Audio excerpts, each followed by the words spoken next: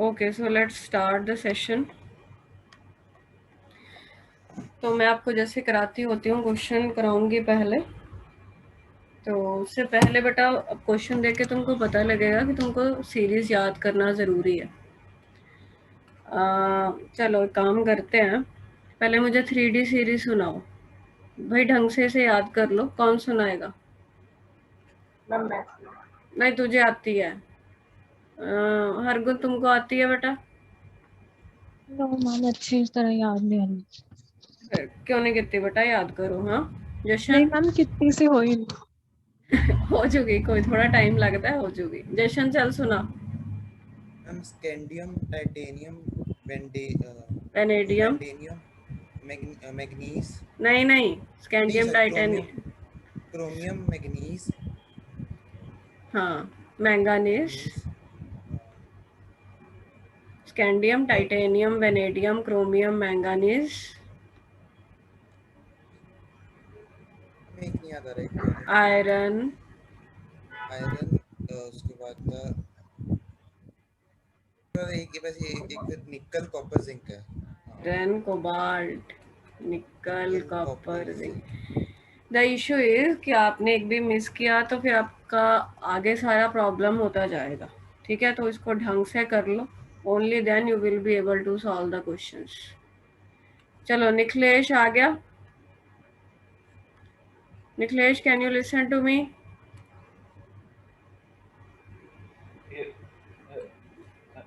भाई एक तो तू अपना माइक ठीक करा ले, तेरी तो आवाज बहुत ज्यादा वो करती है बीच में। 4D सीरीज किसको याद हुई है? मान्या? मैम हो गई है, लास्ट के थोड़े एलिमेंट मैं सुना देती हूँ, मेरे को हो गई है ऑलमोस्ट। हाँ हाँ, सुना चल। येट्रियम, जिरकोनियम, हम्म। नायोबियम, हम्म। फिर MO, फिर मॉलिब्डेनम, मोलिब्डेनम, टेक्नीडियम। टेक्नीटियम, रुबीडियम, रोहीनियम, पैलेडियम, फिर AG और CD। खिचड़ी बना दी सारी। Yttrium, zirconium, niobium. एक तो इसको ठीक है, फिर भी अच्छा अटेम्प्ट था, काफी 90% हो गया याद। Yttrium, zirconium, niobium, molybdenum, technetium, ruthenium, rhodium, palladium, silver, cadmium. ठीक है, अब इसके बाद 5D सीरीज है। ये भी लिख लेते हैं। अब देखो, कल 1 बजे जो क्लास लगनी है सभी बच्चों को याद होना चाहिए। आ रही बात समझ में? लेंथेनम, ये कॉन्टिन्यूशन में नहीं है, पता है ना तुमको? इसके बीच में जो 14 एलिमेंट्स हैं वो उसमें 4F का फिलिंग होता है, वो जो नीचे लेंथेनाइड्स होते हैं वो है। हैफनियम, टेंटेलम, टंगस्टन, ये आपका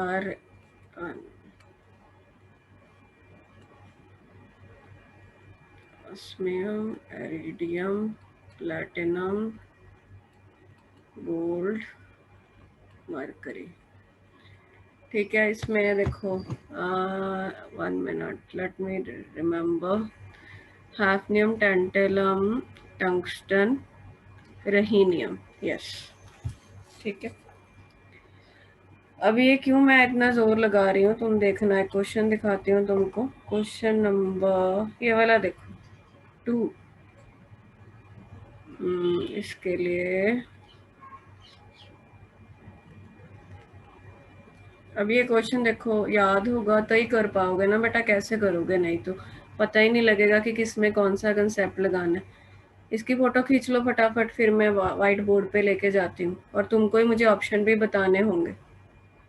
हमको वो वाला, अभी कोई आंसर नहीं बोलेगा, जस्ट इसको कॉपी पे लिख लो।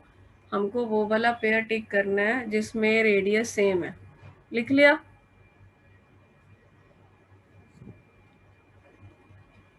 हाँ जी, लिखा कि नहीं लिखा? अरे बोल दो। Yes ma'am. Yes. Video on करा लूंगी फिर मैं, देखोगे। आज तुम लोगों को बख्श रखा है मैंने। Similar radii. ऑप्शन बोलो, पहली क्या थी?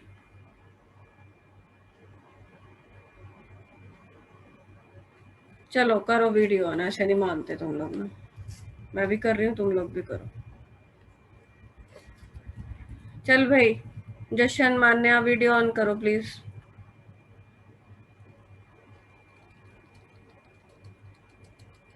B quick. Hargun, Nikhilesh, Akshit, don't waste my time. Akshit okay है, तुम बाहर हो, तुम रहने दो। मैम आज रहने दो मैम। ना ना अपडेट बिल्कुल कर नहीं, तुम लोग बोलते मैम, नहीं। मैं बोलता हूँ मैम, अपडेट करना है मैम आज कैमरा। निखिलेश ऑन कर, जल्दी कर। करता हूँ। ऑप्शन बोलो मुझे। मान्या क्या थी पहली? मैम मैंने लिखे नहीं। क्यों नहीं लिखे, इसकी एक्सप्लेनेशन क्या है? मैंने मैंने सिर्फ क्वेश्चन लिखा था अभी, फिर मेरे को तो मैं बाद में लिखूंगी ऑप्शन, आप समझा रहे हैं हरगुन मेरे आप, को सी ऑप्शन अच्छा याद चुप है। चुप चुप, शांति शांति। हरगुन तुमने लिखा, बताओ। MNNRE। अगली क्या है? अगली TINHF। Next. SCNNI। Last one. MONW। Okay, तो बेटा आपको अभी नाम याद नहीं हुए है ना? नहीं हुए ना? तो फिर कैसे No। करोगे? हमने ऐसे अल्फाबेट तो बताने नहीं, हम केमिस्ट्री के स्टूडेंट्स हैं, है ना? आज तो Yes। बेटा बता दिया ऐसे, बट आगे से नहीं, इसको याद करो। कल मैं आपसे पर्टिकुलरली सुनूंगी हरगुन। ये तीनों जो मैंने बोर्ड पे सीरीज लिखी है ना, एक एक एलिमेंट को चाहे आपको लिख के देखना पड़े, जो मर्जी करो, आपको नाम बोलने हैं उनके। मतलब कोई आपको पूछेगा कि आप केमिस्ट्री के स्टूडेंट हो, तो आप उसे ऐसे तो नहीं बताओगे डब्ल्यू, है ना? तो हमें पता होना चाहिए ना टंगस्टन है। ओके, अब चलो फर्स्ट पेयर चेक करते हैं। ये देखो, एमएन और रहीनियम, इनका साइज सेम नहीं होगा, क्योंकि एक 3D में है, एक 5D में है। समझ गए? तो ये तो हो नहीं सकता। टाइटेनियम एंड हैफनियम, ये भी नहीं हो सकता। स्कैंडियम एंड निकल, ये भी नहीं हो सकता। सीरीज में साइज कम होता है ना भाई, एक ही सीरीज है। अब आप सोच रहे हो कि मैम कांस्टेंट रहता है, कांस्टेंट बेटा मिडल के बाद रहता है। मान्या तुमने सी ऑप्शन दिया था, वो गलत है। ऑप्शन डी सही है, molybdenum and tungsten. The reason is lanthanide contraction. Do you remember we discussed that 4D और 5D के जो एलिमेंट्स होते हैं, एक्सेप्ट दिस वन, बाकी सभी का साइज इनका सेम रहेगा। क्यों होता है इसका? क्योंकि हैफनियम से पहले 4F की फिलिंग होती है, जिसका screening effect is very very poor, जिसके कारण 4D और 5D का जो साइज है वो सेम रहता है, एक्सेप्ट दिस ग्रुप। तो डी ऑप्शन है इसमें। अब ये क्वेश्चन हम तभी कर पाए यदि हमें ये सीरीज याद है। समझ रहे हो बात? यस। इसीलिए मैं इतना जोर लगा रही हूँ। निखिलेश कर ले भाई on. Manya, got your mistake, see option is wrong. ऐसे क्वेश्चंस आएंगे इस चैप्टर में, तो देखो यही बनते हैं। ओके, सो आपको नोट्स बेटा भेज दिए थे मैंने, देख लिए होंगे आपने। तो उसमें हमने प्रॉपर्टीज जो हैं, आपको तो ये 3rd PDF भेजा था मैंने। इसमें हमने प्रॉपर्टीज लास्ट टाइम कौन कौन से डिस्कस किए थे निखिलेश? डी ब्लॉक के कौन कौन से प्रॉपर्टीज हमने लास्ट टाइम डिस्कस किए थे लास्ट क्लास में, यस्टरडे? बोलो, पढ़ा था? सही सही बताओ।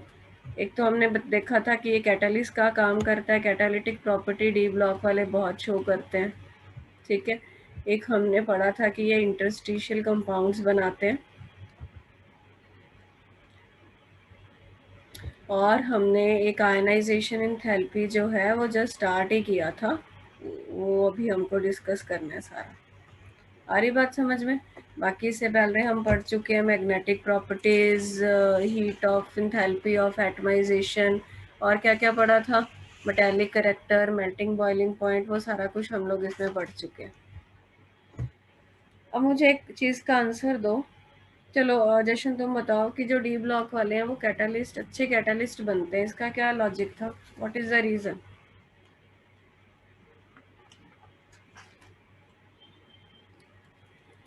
बोलो, तुम लोग पढ़ नहीं रहे एक चैप्टर सन। अनपेड इलेक्ट्रॉन्स करके होता है। 3 रीजन थे। एक तो अनपेड इलेक्ट्रॉन होते हैं जो एक्साइट होके एक्टिवेशन एनर्जी देते हैं, और उनका और क्या था, सरफेस एरिया, सरफेस एरिया ज्यादा हाँ, होता है। जिसके कारण रिएक्टेंट उसके सरफेस पे एब्जॉर्ब कर जाता है। एक और था, वेरिएबल ऑक्सीडेशन स्टेट होता है, ठीक है। एक हमने और प्रॉपर्टी पढ़ी थी कल ही कि कॉम्प्लेक्सेस बनाते हैं। कॉम्प्लेक्सेस क्यों बना पाते हैं हर गुण? डी ब्लॉक वाले। यार तुम लोगों ने फिर वीडियो बंद कर लिया। दिखाते तो रहो अपनी शक्लें, पता तो रहे मैं बच्चों को पढ़ा रही हूँ, स्क्रीन को नहीं पढ़ा रही। Argun, please tell me what is the meaning of complexes and start your video, and what is the reason that D block elements form large number of complexes? Yes, आता नहीं आता? नहीं आता। वीडियो चलाओ, चलो 1 मिनट। क्यों नहीं आता पहले मुझे बताओ। नहीं पढ़ा? नहीं पढ़ा ना? क्यों नहीं पढ़ा बेटा? हम एक दिन में हार्डली, तुमको पता है मैं ये चैप्टर कितना धीरे करा रही हूँ। मैं चाहूँ तो 2 दिन में फिनिश हो जाएगा, सारे थेरेटिकल चैप्टर्स हैं। 2 प्रॉपर्टी आप पढ़ सकते हो कि नहीं? और साथ में समझाती हूँ लिख के, खुद रोज के रोज नोट्स लिख के, अब मेरे हैंड रिटन नोट्स हैं वो। और मैं आपकी कैसे हेल्प करूँ कि आप लोग पढ़ना स्टार्ट कर दो? प्लीज रिप्लाई, मैं तो वो भी कर दूंगी, बस तुम्हारे नंबर आने चाहिए सभी के। हर गुण प्रॉमिस कर लोगे आज जितना भी चैप्टर ये कराया कल 1 बजे सुना दोगे सारा? हाँ। पक्का? ओके, हाँ जी। सो चलो निखिलेश, तू बता चल कॉम्प्लेक्सेस क्या होता है। वीडियो चला फिर बंद करके बैठ गया।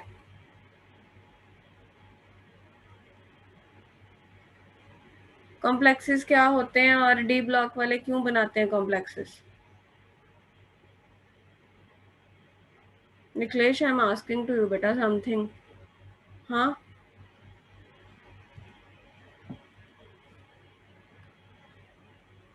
अक्षित, व्हाई दे फॉर्म कॉम्प्लेक्सेस?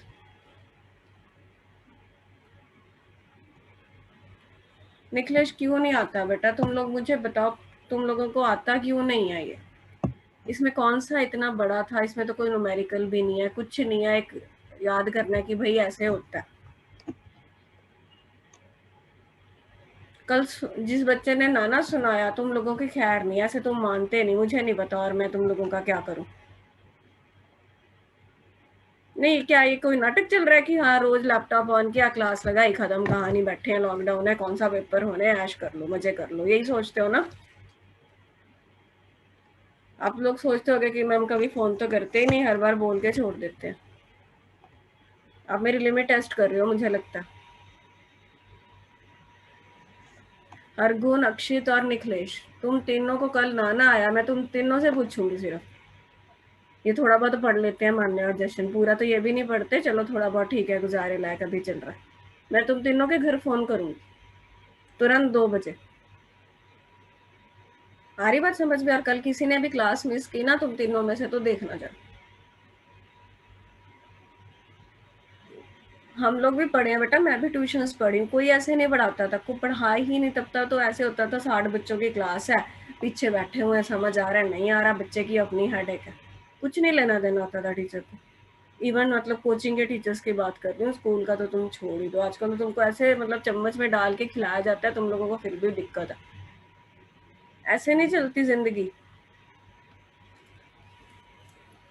पढ़ना पड़ेगा कल से, ठीक है। और जल्दी ऑफलाइन का कुछ सिस्टम करते हैं। अभी तो मुझे ये भी नहीं पता तुम लोग टेस्ट जनरली देते हो क्या, सारा चेपे मार के देते हो।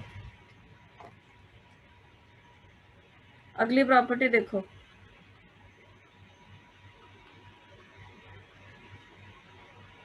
Ionisation enthalpy. डी ब्लॉक की प्रॉपर्टीज पढ़ रहे हैं। ये पीरियोडिक टेबल है, ये एस ब्लॉक है, ये डी है और ये पी है। हमारा एम क्या है, हमने डी ब्लॉक जिसको हम ट्रांजिशन एलिमेंट्स बोलते हैं, उनके आयनाइजेशन एंथैल्पी के बारे में जानना है। आयनाइजेशन एंथैल्पी जैसे कि हमने कल बात की थी, क्या होती है आयनाइजेशन एंथैल्पी? कि कोई भी एटम है आपका, ठीक है, गैसियस स्टेट में ले लिया, उसमें बाहर सबसे बाहर जो इलेक्ट्रॉन होगा उसको निकालने के लिए हमको कितनी एनर्जी देनी पड़ेगी। क्यों एनर्जी देनी पड़ती है? क्योंकि ये जो न्यूक्लियस होता है इस पे पॉजिटिव चार्ज होता है, तुमको मालूम है, तो वो इलेक्ट्रॉन को खींच के रखता है, तो वो जो अट्रैक्शन है उसको हटा के हमको इसको बाहर निकालना है, तो जो एनर्जी लगती है उसको आयनाइजेशन एंथैल्पी बोलते हैं। तो इसमें कुछ पॉइंट्स हैं। अच्छा, ये देखो, मान लो मैं ऐसे मूव कर रही हूँ, तो like I am moving in a period, general trends पता है ना, पीरियड में साइज डिक्रीज होता है। अब तुम लोग बताओ मुझे, साइज डिक्रीज होगा तो आयनाइजेशन एंथैल्पी पे क्या इफेक्ट पड़ेगा? इंक्रीज हो जाएगी। इंक्रीज हो जाएगी, ठीक है ना। साइज छोटा होता जा रहा है, इलेक्ट्रॉन पास होता जा रहा है न्यूक्लियस के, तो जितना पास होगा उतना इलेक्ट्रॉन को निकालना मुश्किल हो जाएगा। तो ये देखा गया कि ये जो डी ब्लॉक वाले एलिमेंट्स हैं इनकी आयनाइजेशन एंथैल्पी जनरली, मुझे बताओ, एस ब्लॉक वालों से ज़्यादा के कम? ज़्यादा होगी, और पी ब्लॉक वालों से कम होगी। ठीक है, तो जनरल पहला पॉइंट क्या हुआ, सुनते जाना, मैं लिखूंगी नहीं, कि जो डी ब्लॉक वाले हैं उनकी ionisation enthalpies generally less than, sorry, more than S block and less than P block होते हैं, इन बिटवीन होते हैं। दूसरा पॉइंट, अब हमने सिर्फ फोकस अब हमने डी ब्लॉक पे करना है, ठीक है। तो डी ब्लॉक में भी जब हम पीरियड में जाएंगे आयनाइजेशन एंथैल्पी बढ़ेगी, किसी भी तुम सीरीज में जाओ 3D में 4D में आयनाइजेशन एंथैल्पी बढ़ेगी, बट वेरिएशंस इसमें ज़्यादा मिलती हैं। वेरिएशंस का मतलब क्या है कि जो हम नॉर्मल ट्रेंड एक्सपेक्ट करते हैं उससे थोड़ा चीज़ों में चेंज आ जाता है, ठीक है। क्यों आता है क्यों नहीं आता वो हम देखेंगे, अभी तो हम फैक्ट्स देख रहे हैं। तो पहला पॉइंट क्या हुआ कि डी ब्लॉक वालों की एस ब्लॉक वालों से ज़्यादा होती है, पी ब्लॉक वालों से कम होती है, और किसी भी सीरीज में जाएंगे within the D block ionization enthalpy बढ़ेगी, but there are lot of variations. Third point बेटा क्या है कि डी ब्लॉक में तुम कोई भी दो सक्सेसिव एलिमेंट ले लो, जैसे मान लो मैं स्कैंडियम टाइटेनियम का कंपैरिजन करना चाहूँ या टाइटेनियम वेनेडियम का कंपैरिजन करना चाहूँ, तो नेचुरली बढ़ती है ना। पीरियड सीरीज की बात कर रहे हैं तो आयनाइजेशन एंथैल्पी बढ़ती है, बट ये पाया गया कि उतना ज़्यादा नहीं बढ़ रही जितना ज़्यादा एस या पी ब्लॉक वालों में सक्सेसिव एलिमेंट्स में बढ़ती है। आई रिपीट माई पॉइंट, ये देखा गया जब वैल्यूज़ पता लगी आयनाइजेशन एंथैल्पीज़ की, कि जो डी ब्लॉक वाले एलिमेंट्स हैं उनमें हम किसी भी दो सक्सेसिव एलिमेंट्स में कंपैरिजन करें with respect to S and P block, तो difference will not be that much as in case of S and P block, ठीक है। उतना ज़्यादा नहीं बढ़ रहा, बढ़ तो रहा है, उतना ज़्यादा नहीं बढ़ रहा। उसका रीज़न बहुत सीधा सा है, क्या है, डी ब्लॉक में हमने पढ़ा था ना कि जैसे जैसे हम सीरीज़ में आगे बढ़ते जाते हैं डी में ज़्यादा इलेक्ट्रॉन भरते जाते हैं, जैसे याद करो मैंगानीज, आयरन, कोबाल्ट, निकल, D5, D6, D7, D8 ऐसे इलेक्ट्रॉन बढ़ते जा रहे हैं डी में।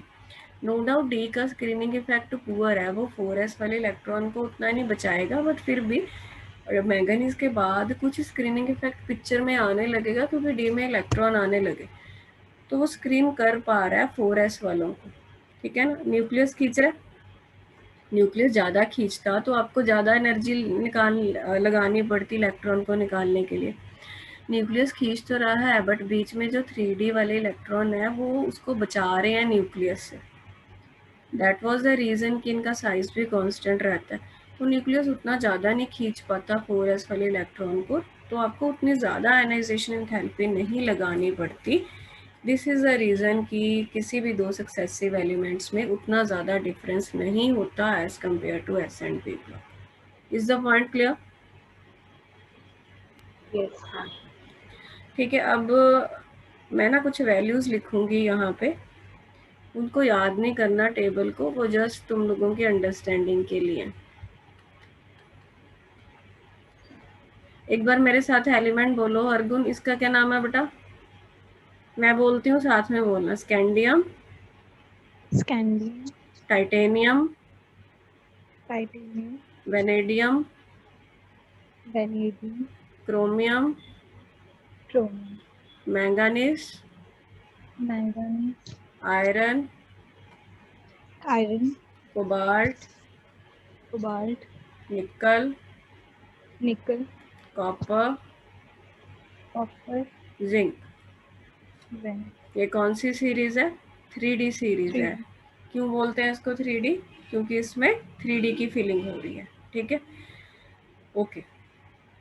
So I'm going to write down here the values of first ionization enthalpy. Do you know successive ionization enthalpies? First, second, या इसको ना सिंपली ऐसे लिख लेते हैं, IE1, IE2, IE3। पढ़ा हुआ है ये सक्सेसिव आयनाइजेशन एंथैल्पी। वही है बेटा कि मान लो कोई एलिमेंट है, उसको हमने एक इलेक्ट्रॉन निकालते हैं एक बार में, जितनी एनर्जी लगेगी वो फर्स्ट आयनाइजेशन एंथैल्पी कहलाएगी। अब जब वो आयन बन गया, उसमें से हमको एक और इलेक्ट्रॉन खींचना है बाहर, तो एक प्लस में से एक और इलेक्ट्रॉन निकालोगे तो 2 प्लस आ गया। जितनी एनर्जी इसमें लगती है उसको सेकेंड आयनाइजेशन एंथैल्पी बोलते हैं। अब 2 प्लस में से एक और इलेक्ट्रॉन खींचना है, 3 प्लस में सॉरी, इलेक्ट्रॉन तो एक ही लिखेंगे ना, क्योंकि पहले ही वो प्लस था, उससे एक इलेक्ट्रॉन निकला तो वो 2 प्लस हो गया, 2 प्लस में से एक निकला तो वो 3 प्लस हो गया। तो ऐसे इनको बोलते हैं सक्सेसिव आयनाइजेशन एंथैल्पीज। तो ये तुम समझते हो कि जितनी ज़्यादा सक्सेसिव आगे बढ़ता जाएगा उतनी उसकी वैल्यू भी बढ़ेगी। देखो ना, वो ऑलरेडी पॉजिटिव हो गया, और पॉजिटिव में से तुमको और इलेक्ट्रॉन खींचना है तो वो तो और मुश्किल करेगा इलेक्ट्रॉन निकालना, तो और एनर्जी लगेगी। 2 प्लस होके बैठ गया, इलेक्ट्रॉन तीसरा निकालना है तो इफेक्टिव न्यूक्लियर चार्ज तो बहुत ही बढ़ जाएगा, उसमें तो बहुत ही दिक्कत आएगी। ठीक है, वो वैल्यूज़ लिखती हूँ मैं, उसी से तुमको इसमें एक्सेप्शंस मालूम हो जाएंगी।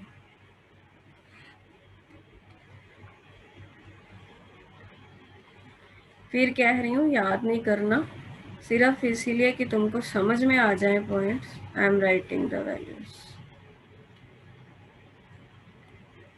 तो 631 किलो जूल पर मोल में 656, I have the data for this, 650, 653,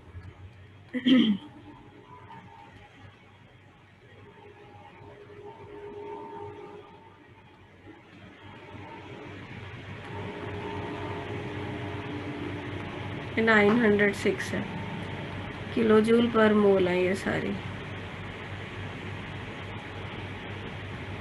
हाँ बेटा पता है मुझे।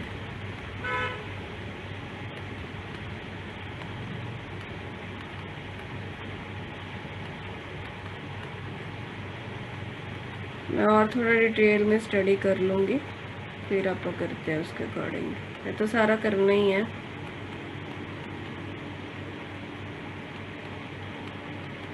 वन 7। अब ये तुम देखो, जिंक के केस में ये कम हो गई है, ऐसे क्वेश्चंस वो पूछेगा कि ऐसा क्यों हो रहा है भाई। वैल्यूज नहीं देते आपको कभी, सीधा क्वेश्चंस आते हैं। So this is the most interesting way to study these inorganic chemistry chapters. Otherwise ये गले की हड्डी बन जाते हैं, बाद में बड़ा औखा करते हैं। डाटा सामने हो फिर भी लगता है कि हाँ कुछ तो थोड़ा है। इसका वैल्यू देख लेना, 3826 समथिंग है। ठीक है, अब हम देखते हैं जरा। तो पहला पॉइंट देखो, यहाँ तक समझ में आ गई बेटा सारी बातें? Yes ma'am. अब क्या क्या इसमें क्वेश्चंस बनते हैं वो मैं आपको बता देती हूँ। तो पहला इसमें पॉइंट क्या बनता है, जो क्रोमियम और कॉपर है, ये रहा क्रोमियम, ये रहा कॉपर, तुम देख रहे हो इनकी जो सेकंड आयनाइजेशन एंथैल्पी है वो एकदम से बढ़ गई, दिख रही है वैल्यू। ये 1400 था वेनेडियम सेकंड में, और क्रोमियम के एकदम से 1500 1600 की रेंज में आ रहा है। और कॉपर का भी तुम देखो 1700 ये कुछ था और ये सीधा ही 1900 कुछ हो गया। तो ये पूछेगा कि क्रोमियम और कॉपर की सेकेंड आयनाइजेशन एंथैल्पी एकदम से क्यों बढ़ गई। Can you explain this?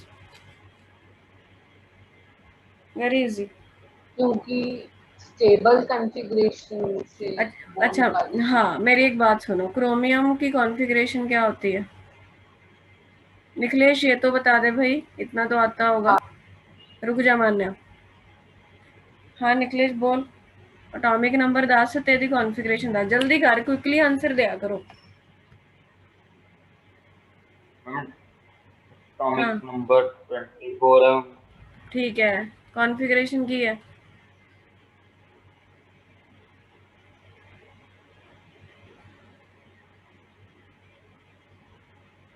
है मैं को फिजिक्स का क्वेश्चन तो पूछा नहीं राजे, केमिस्ट्री का ही पूछा, +1 ਦਾ ਹੀ है नाले। 1:2 और पूरी कहानी नहीं दसनी, आर्गन वाली सुना। आंदी नहीं मैडम है ना? क्या आंदी है? आर्गन वाला नहीं याद मुझे। बेटा फिर क्यों नहीं याद? नहीं तुसी मतलब की हिसाब किताब की है ਤੁਹਾਡਾ? पढ़ते बिल्कुल नहीं हैगे। आर्गन 4s1 इसकी एक्सेप्शनल होती है 3d5। अब सेकेंड आयनाइजेशन एंथैल्पी का क्या मतलब है कि एक इलेक्ट्रॉन तो वो रिमूव कर चुका होगा, क्रोमियम प्लस बन के बैठा होगा, एक इलेक्ट्रॉन 4s में से जाएगा तो ये 3d5 बन के बैठा है। और कॉपर का एटॉमिक नंबर 29 होता है, कॉन्फ़िगरेशन होती है आर्गन 4s1 3d10। तो कॉपर +1 दी की कॉन्फ़िगरेशन होगी 3d10। तो second ionization enthalpy we are saying कि वेरी हाई है नेचुरली। अब देखो ना, chromium has attained exactly half field, तो अब ये अपना डिस्टर्ब इसको तो करना बहुत औखा लगेगा क्योंकि ये तो exactly half field, very very stable. Similarly, copper +1 is 3d10 fully filled, it's also very very stable. So due to this, their second ionization enthalpies are very high. Fine, reason is clear? Yes ma'am. एक तो ये question आएगा, ठीक है, और क्या पूछेगा इसमें देखो। दोबारा दस्यो कि मैं दस दूंगी ला, मैं रब करता सी 1 मिनट। कुछ नहीं है बेटा, देखो सिंपल है। ये कह रहे हैं भी सेकेंड आयनाइजेशन एंथैल्पी दी वैल्यू देख, क्रोमियम ते कॉपर दी बहुत ज़्यादा हैगी है कि नहीं है? Yes ma'am. तो what is the reason for this? Ionization enthalpy क्या होती है? सेकेंड आयनाइजेशन एंथैल्पी मतलब एक इलेक्ट्रॉन रिमूव कर चुके हैं, अब दूसरा करना है। अब एटम में से जब क्रोमियम का कॉन्फ़िगरेशन लिख के देख ले, ये सारे कॉन्फ़िगरेशन बेस्ड क्वेश्चन ही होंगे ज़्यादातर। क्रोमियम का कॉन्फ़िगरेशन लिख के देखा और फिर देखा एक इलेक्ट्रॉन रिमूव करने के बाद उसकी क्या हालत है, हालत जान ली कि एग्जैक्टली हाफ फिल्ड है। कॉपर की एक इलेक्ट्रॉन रिमूव करने के बाद क्या हालत है, फुली फिल्ड है। अब इनमें से सेकेंड इलेक्ट्रॉन निकालना, ये निकालने देगा कि बहुत तंग करेगा? बोल, बहुत औखा होगा ना बेटा। पहले ही जी चीज़ स्टेबल है तो वो अपना इलेक्ट्रॉन नहीं छेगी, इस करके एनर्जी ज़्यादा लगती है। लग गया पता? यस। हाँ, एक होर ਇਹਦੇ ਚ क्वेश्चन ਇਹ ਪੁੱਛਦੇ ਨੇ कि जो निकल होता है, निकल, जिंक और कॉपर, इनकी ज़्यादातर +2 ऑक्सीडेशन स्टेट ही होती है, इससे ज़्यादा इनकी स्टेट पाई नहीं जाती। आपने कभी सुना नहीं होगा कि कॉपर +3 में है या जिंक +3 में है। निकल भी +2 में ही होता है, +4 में मिल जाता है, +3 ज़्यादातर +2 ही होती है इनकी तो बिल्कुल ही निकल कभी मिल जाता है। तो क्वेश्चन आपसे ये पूछेगा कि generally these 3 elements do not show oxidation state more than +2। तो आपको क्या आंसर देना है? आपको आंसर देना है कि इनकी जी जो थर्ड आयनाइजेशन एंथैल्पी है उसकी वैल्यू बहुत हाई है। दिख रहा है ना आपको? अब थर्ड आयनाइजेशन एंथैल्पी की वैल्यू हाई होने का क्या मतलब है कि तीसरा इलेक्ट्रॉन कढ़ना बहुत ज़्यादा, अक्षित बहुत ज़्यादा क्या है, आसान है क्या मुश्किल है?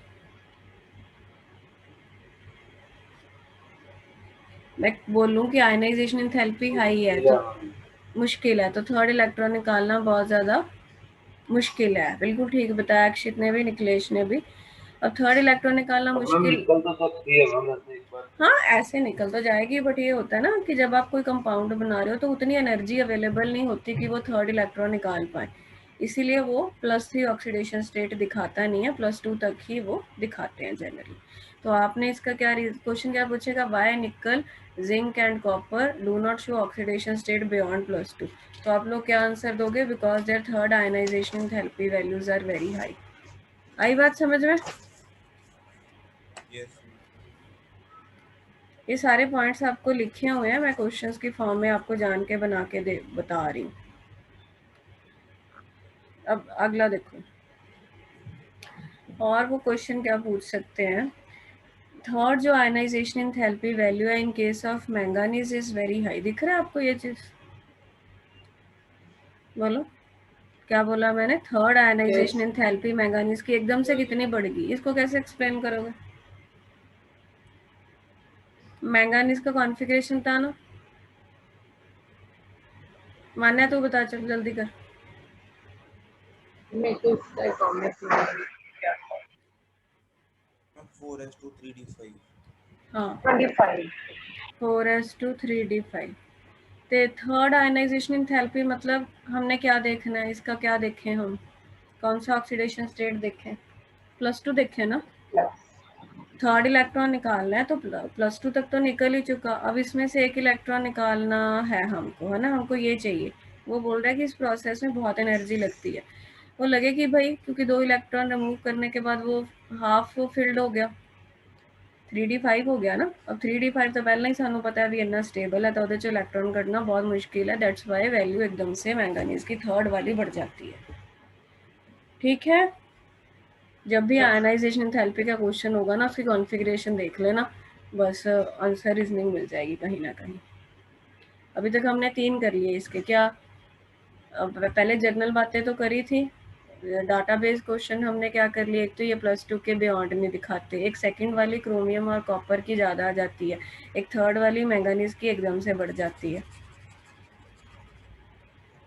और क्या क्वेश्चन आ सकते हैं अब इसमें देखो ये पूछेगा कि जो आयरन है उसमें जब हम सेकंड, देखो कंपैरिजन करके पूछ सकते हैं कि आयरन में जब हम सेकंड से थर्ड में जाते हैं इतना फ़र्क नहीं है, मैंगनीज में बहुत फ़र्क है। मैंगनीज का तो पता लग गया, आयरन में क्यों नहीं है, आयरन +2 को जब +3 में जाना है बेटा जनरली बढ़ती तो है ही है, क्योंकि पॉजिटिव में से इलेक्ट्रॉन निकालना औखा होता है, बट उतनी नहीं बढ़ रही जितनी मैंगनीज में बढ़ गई थी। 1500 की रेंज में ही थी दोनों सेकंड वाली, ये तो 3200 कुछ आ गया, ये अभी 2900 में ही घूम रहा है। कॉन्फ़िगरेशन देखो, आयरन का 26 होता है, आर्गन 4s2 3d6 है, ਹੁਣ +2 ਦਾ मतलब ਕੀ ਹੈ ਵੀ ਉਹ 3d6 ਬਣ ਗਿਆ, ਤਾਂ ਉਹਨੇ ਆਪਣਾ ਇਲੈਕਟ੍ਰॉन जल्दी कंपैरेटिवली लूज़ कर देना है, क्योंकि लूज़ करके बल्कि वो स्टेबल हो रहा है, इसीलिए उसमें चेंज होना आसान है एज कम्पेयर टू इसमें। समझ में आया रीज़न? यस क्या क्वेश्चन था मेरा कि मैंगनीज में जो सॉरी हाँ आयरन में जो थर्ड आयनाइजेशन एंथैल्पी है उसमें इतना ज़्यादा चेंज नहीं आता है as compare to manganese. The concept is very clear from the configuration. हर गुण समझ में आ रहा है आपको? Yes ma'am. ओके, और देखो क्या क्वेश्चन बनता है। There is fall in second ionisation enthalpy from chromium to manganese, ये बढ़ने की बजाय कम हो गया ना, बढ़ना चाहिए था ना, वैसे रेगुलर ट्रेंड तो यही बोलता है कि पीरियड में बढ़ना चाहिए। क्रोमियम से जब मैंगनीज गए सेकंड आयनाइजेशन एंथैल्पी की वैल्यू कम हो गई, सिमिलरली कॉपर से जब जिंक में गए तब भी सेकंड की कम हो गई, इसको कैसे एक्सप्लेन करोगे? निखिलेश कर सकते हो तुम?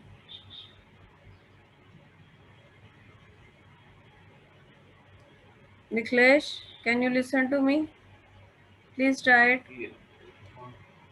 मैं क्या पूछ रही हूँ कि सेकंड वाली वैल्यू बढ़नी चाहिए थी ना, पीरियड में तो बढ़ती है, बट ये तो कम हो गई। सेकंड वाली का मतलब क्या है कि क्रोमियम प्लस से क्रोमियम +2 में जाना चाहते हैं और मैंगनीज प्लस से मैंगनीज +2 में जाना चाहते हैं, कैसे करोगे एक्सप्लेन? भाई जो क्रोमियम +1 है वो 3d5 है ऑलरेडी, तो वो क्यों लूज करेगा, अपना बॉन्ड रखा करेगा। और मैंगानीज प्लस क्या है? मैक्सिमम उसमें ज्यादा एनर्जी लगेगी और जो हाँ मैंगनीज है उसमें भी एनर्जी लगेगी। उसमें लगेगी, बट वो 4s1 3d5 है, तो वो तो एक इलेक्ट्रॉन फटाफट रिमूव कर देगा, बल्कि कि वो 3d5 बन जाए। ये ऑलरेडी 3d5 है, तो वो उसको डिस्टर्ब नहीं करना चाहता। सिमिलरली ये है, प्लस के बाद ये 3d10 बन के बैठ गया है, ये क्यों हटाना चाहेगा अपना स्टेबल, जबकि जिंक है कंपेयर।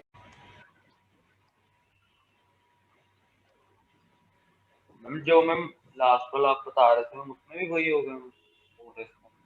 हाँ बिल्कुल, कॉपर और जिंक में भी वही होगा। कॉपर जब +1 हो गया ना, तो वो 3d10 बन चुका है ऑलरेडी, तो वो +2 में जाना औखा करेगा। जबकि जिंक +1 है, वो क्या होगा 4s1 3d10, तो वो +2 में जाना चाहेगा, क्योंकि एक इलेक्ट्रॉन हटा के वो 3d10 बन जाता है। भाई बात सुनो, हर चीज ना केमिस्ट्री में बस फंडा स्टेबिलिटी का बहुत तकड़ा है। स्टेबिलिटी की तरफ कोई चीज जा रही है तो वो स्टेबल होना फटाफट चाहती है, एनर्जी कम खाएगी। कोई चीज पहले स्टेबल है, उसकी स्टेबिलिटी डिस्टर्ब करना है, तो उसको एनर्जी ज्यादा देनी पड़ेगी। ठीक है, स्टेबिलिटी से बस वही इमेजिन कर लिया करो, हाइपोथेटिकल सिचुएशन। आराम से बेड पे लेट के मूवी देख रहे हो, पॉपकॉर्न खा रहे हो, कितनी स्टेबल सिचुएशन है। कोई तंग करे तो गुस्सा आता है ना, बस वही एटम्स का हाल है, वो भी स्टेबल अपना मजे से बैठे हैं, हिलना नहीं चाहते। ओके, अब देखो, अब ये हमने एक सीरीज की बात तो कर ली, ठीक है ना, पीरियड की बात कर ली। अब ग्रुप में आते हैं। ग्रुप में जनरल ट्रेंड क्या होता है जशन? साइज का बताओ पहले।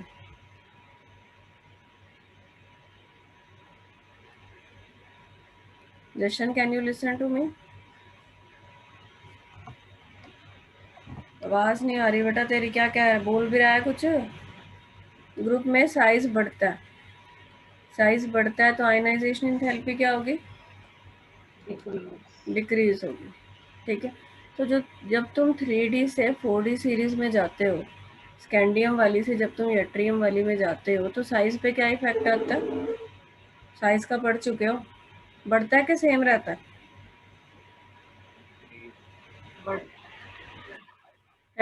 इंक्रीज होता है।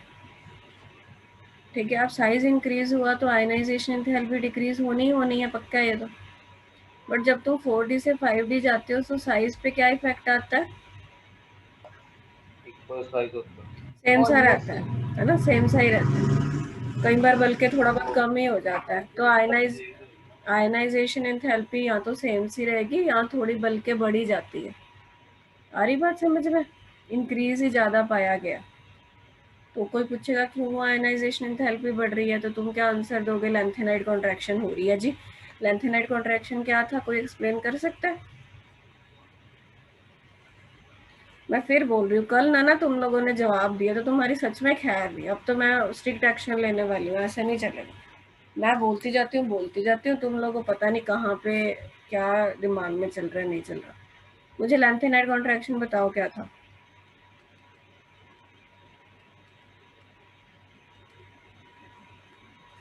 आता है किसी को?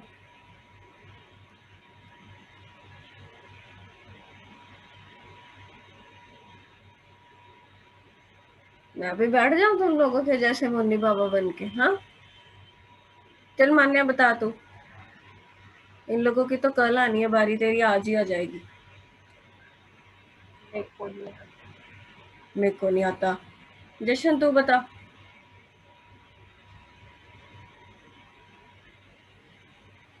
बोल। वो होता है कि जहाँ पे प्लस न्यूक्लियस प्लस होता है। अच्छा ठीक है, फिर क्या हुआ? न्यूक्लियस तो प्लस हो गया, वो तो हर केस में ही होता है।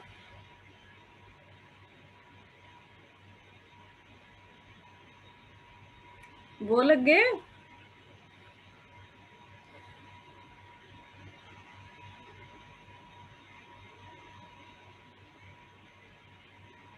क्या करूं मैं तुम लोगों का? 10 बार चीख चीख के बता दिया कि लेंथेनाइड कॉन्ट्रैक्शन क्या होता है। 5D भरने से पहले इलेक्ट्रॉन 4f में चले जाते हैं। 4f का स्क्रीनिंग इफेक्ट पुअर होता है। 4f का स्क्रीनिंग इफेक्ट पुअर है, तो न्यूक्लियस क्या करेगा? उसको खींच लेगा ना बेटा। तो जो शेल बढ़ने के कारण साइज बढ़ना था, कि 4th से जो 5th जंप हो रही थी शेल, नेचुरल इफेक्ट क्या आता कि साइज बढ़ता, बस उसने साइज बढ़ने नहीं दिया क्योंकि उसने वापस खींच लिया, इसीलिए तो साइज कांस्टेंट रहता। दो फोर्सेस ऑपोजिट हो गए, वही होती है लेंथेनाइड कॉन्ट्रैक्शन। वही है रीजन की जो आयनाइजेशन एंथैल्पी है उस वो सेम रहती है या थोड़ी बहुत बढ़ी जाती है। चलो एक क्वेश्चन का आंसर करो।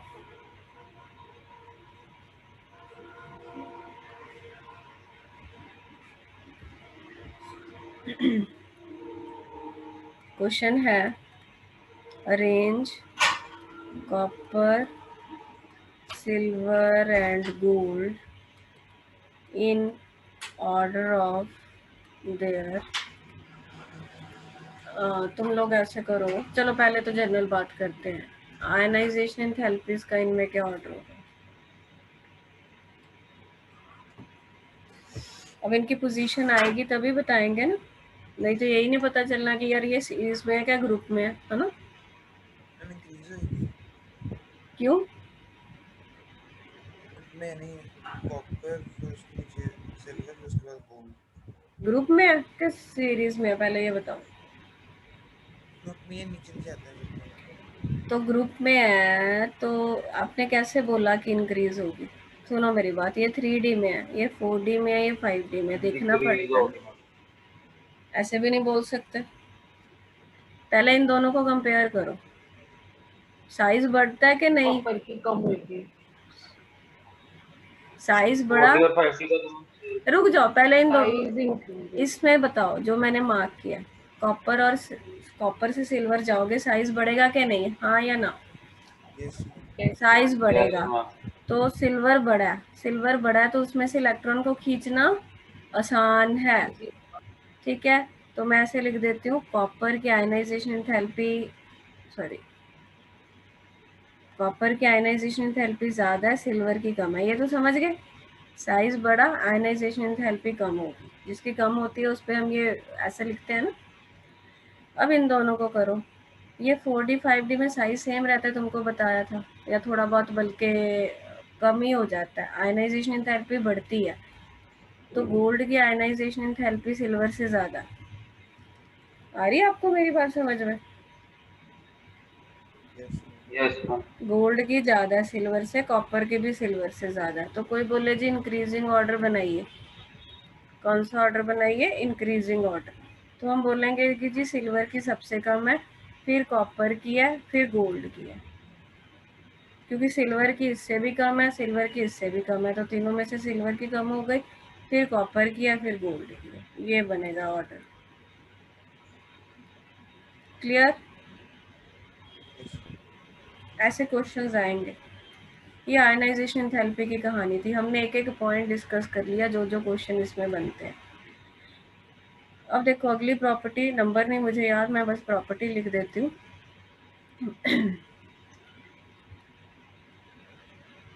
Tendency to form coloured ions. बेटा ये देखा गया कि जो ट्रांजिशन एलिमेंट्स है ना, उनके जब कंपाउंड्स बनते हैं तो वो ज़्यादातर कलर्ड होते हैं, ठीक है। क्या होते हैं? कलर्ड होते हैं डी ब्लॉक वाले के, जबकि एस और पी ब्लॉक वाले ज़्यादातर वाइट होते हैं, वो वाइट होते हैं, और डी ब्लॉक वाले ज़्यादातर कलर्ड कंपाउंड्स बनाते हैं। इसका रीज़न क्या है वो हमने देखना। तो जैसे डी ब्लॉक की बात कर रहे हैं तो डी ऑर्बिटल तो होंगे ही, ऐसे बनाते होते ना, हमें पता है कि डी में 5 ऑर्बिटल होते हैं, वो मैंने ऐसे सर्कल दिखा दिए। तुम लोगों ने डी जनरेट वर्ड सुना? डी जनरेट क्या होता है? वो वाले ऑर्बिटल जिनकी एनर्जी सेम है, ये जो हम 5 बनाते हैं इनकी एनर्जी आपस में सेम होती है। बट हम अगले चैप्टर में बेटा ये पढ़ेंगे, तुमको मैंने एक लीगेंड वर्ड बताया था, याद है तुमको? Yes ma'am. क्या था लीगेंड्स, क्या होते हैं? जो मेटल के साथ लीगेंड लगे होते हैं, जो मेटल को इलेक्ट्रॉन बेसिकली ना, वो इलेक्ट्रॉन प्रोवाइड कराते हैं मेटल को। आगे बात समझ में? जैसे मैं एक एग्जांपल लेती हूँ,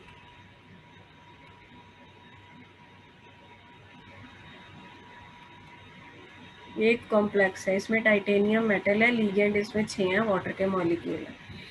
हम पढ़ेंगे कि जब लीगेंड मेटल के पास आते हैं ना, मेटल के ये जो डी ऑर्बिटल होते हैं ये तो पहले इक्वल एनर्जी पे थे, इसीलिए हम उनको डीजनरेट बोलते हैं।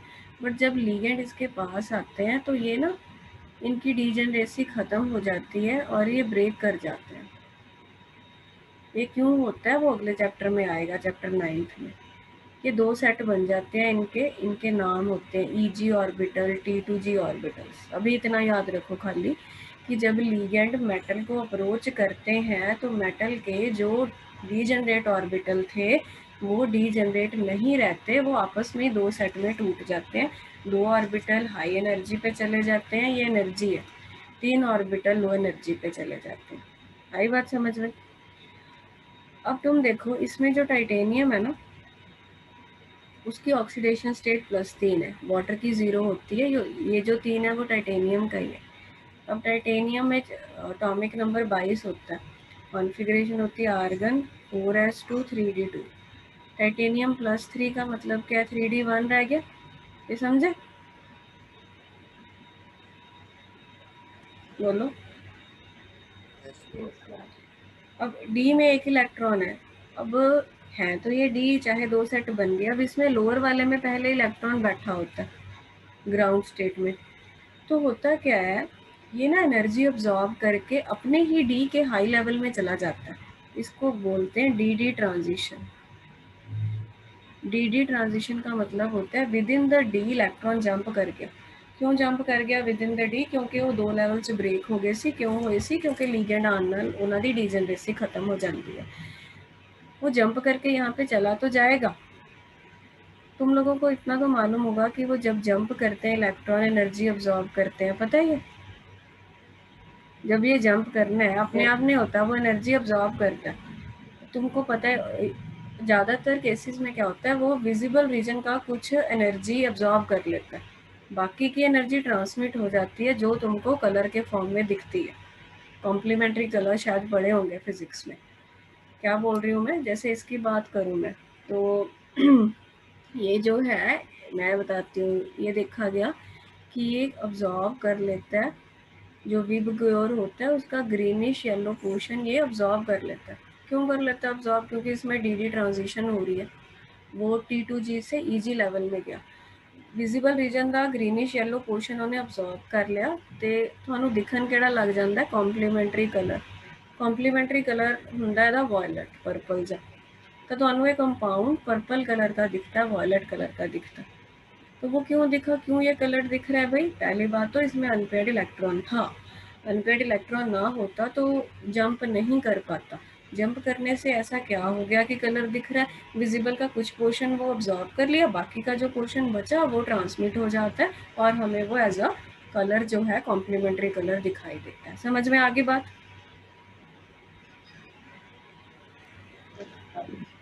तो ये रीज़न है कि जो डी ब्लॉक वाले हैं वो ज़्यादातर कलर्ड कंपाउंड्स बनाते हैं, क्योंकि उनमें अनपेड इलेक्ट्रॉन होते हैं ज़्यादातर। बट ये कोई हार्ड फास्ट रूल नहीं है। अब स्कैंडियम +3 ले लो या टाइटेनियम +4 का कंपाउंड ले लो, तो ये कलरलेस होंगे। ये भी क्वेश्चन आ सकता है। क्यों? क्योंकि टाइटेनियम +4 देखो उसमें क्या होगा, ये चारों इलेक्ट्रॉन गए तो वो तो D0 है, उसमें कोई अनपेड है ही नहीं, तो जंप क्या करेगा? सिमिलरली स्कैंडियम +3 में भी D0 है, इसलिए वो कलरलेस है। यहाँ जिनमें D10 होता है वो भी कलरलेस होते हैं, जैसे कॉपर +1 है, जिंक आपका +2 है। ये कलरलेस कंपाउंड बनाते हैं क्योंकि इनमें सारे पेयर्ड हैं, तो वो जंप नहीं कर पाते। क्लियर है रीज़न? यस। एक तुमको मैं अभी क्वेश्चन कराती हूँ इसके रिलेटेड। क्वेश्चन अच्छा एक करने दिया था, क्वेश्चन कर लिया था क्या ये वाला? क्या रख लिया बस जाके?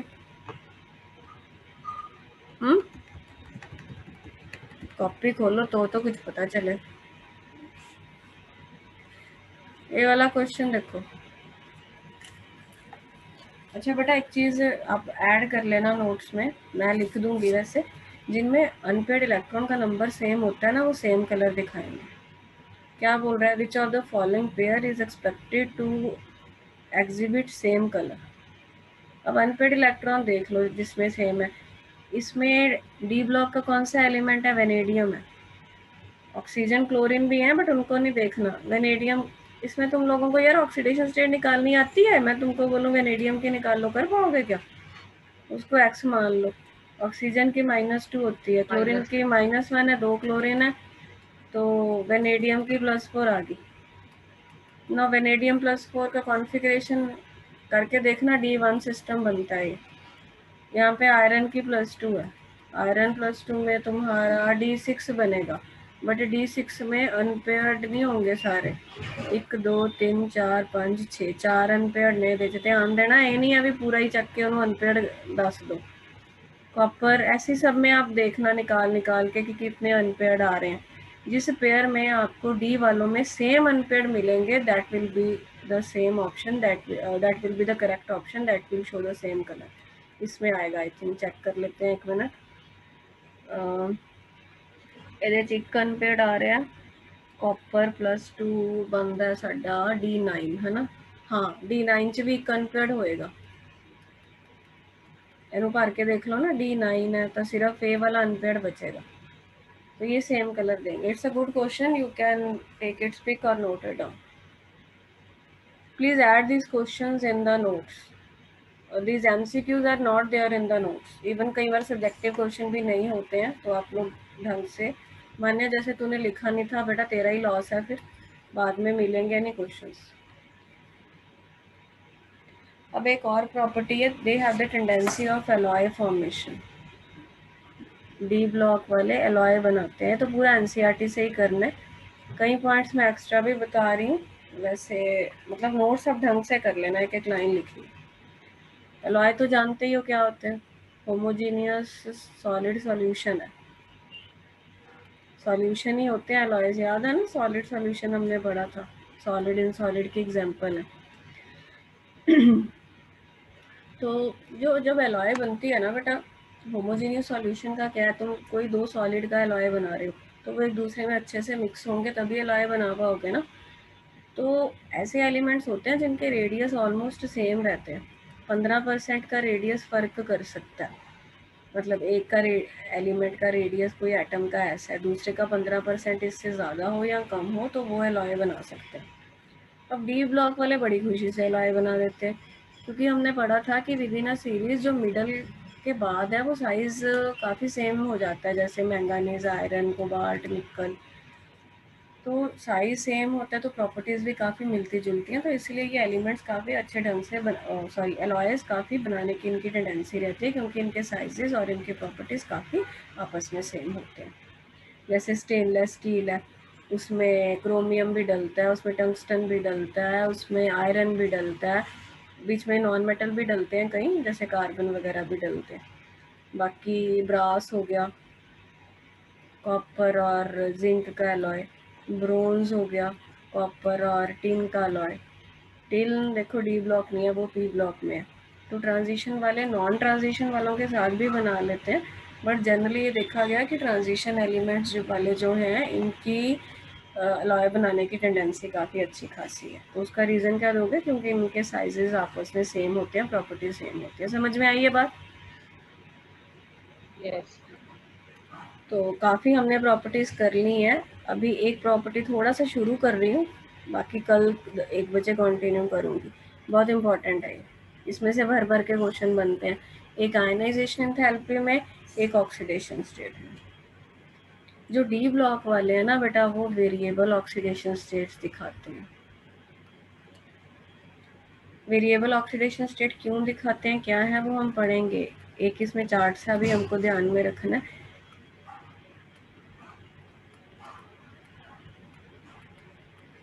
ये सीरीज तो ना तुम्हारे खून में बस जानी चाहिए, 3D 4D 5D, ये 3 तो कोई उठा के भी रात को पूछ लेना कि सुना दो तो सुना सको, ऐसे याद होनी चाहिए, ना कि अटक जाओ क्रोमियम के बाद क्या था पता ही नहीं, याद ही नहीं आ रहा जी।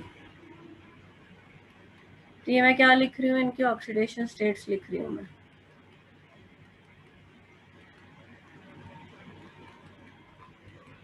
मुझे पता है ये चैप्टर करने मुश्किल होते हैं, इसीलिए मैं इतना वैसे से करा रही हूँ आपको।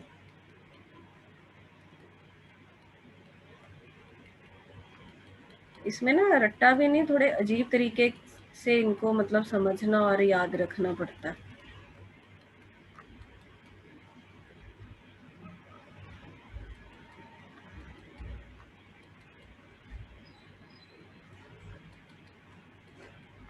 आपको भी एक बार बना। आयरन की 4 के बाद 6 है। हाँ 6 है, 6 है। ठीक है, तो ये इनमें पाई जाती है ऑक्सीडेशन स्टेट। तुम देखो कितनी वेरिएशन है। और मैं मोस्ट स्टेबल को सर्कल कर देती हूँ।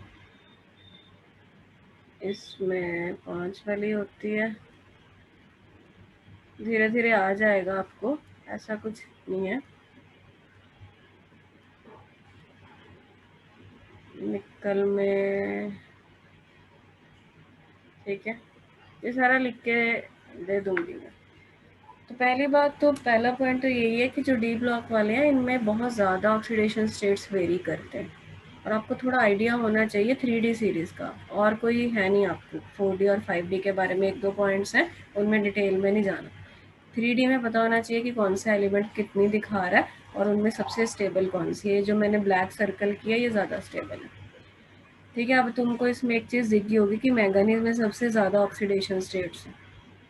तो ये भी देखा गया कि जनरली जो 3D या कोई भी सीरीज़ है डी ब्लॉक की, उनमें जो मिडल वाला है या मिडल के आसपास वो ज़्यादा ऑक्सीडेशन स्टेट दिखाते हैं as compare to extreme. Extreme वाले देखो कम दिखा रहे हैं, इसमें एक ही ऑक्सीडेशन स्टेट है, इसमें 3 है, इधर 1 है, इधर 2 है। ये तो ऑब्जर्वेशन है। जैसे पहला पॉइंट हम बोलेंगे जी जो डी ब्लॉक वाले हैं वो वेरिएबल ऑक्सीडेशन स्टेट दिखाते हैं, ठीक है जी। फिर दूसरा पॉइंट 3D सीरीज़ वाले कौन कौन से दिखाते हैं। तीसरा पॉइंट ये सबसे ज़्यादा ऑक्सीडेशन स्टेट जो है मिडल, अबाउट मिडल में मिलती हैं, एक्सट्रीम्स में कम ऑक्सीडेशन स्टेट्स मिलती हैं। ठीक है, फिर इसी को कंटिन्यू करते हैं, कल मिलेंगे 1 बजे। कल सॉल्यूशन की क्लास भी लगेगी, कल इवनिंग में 7 देख लेंगे, टाइम कल डिसाइड कर लेंगे। ओके बेटा, गुड नाइट।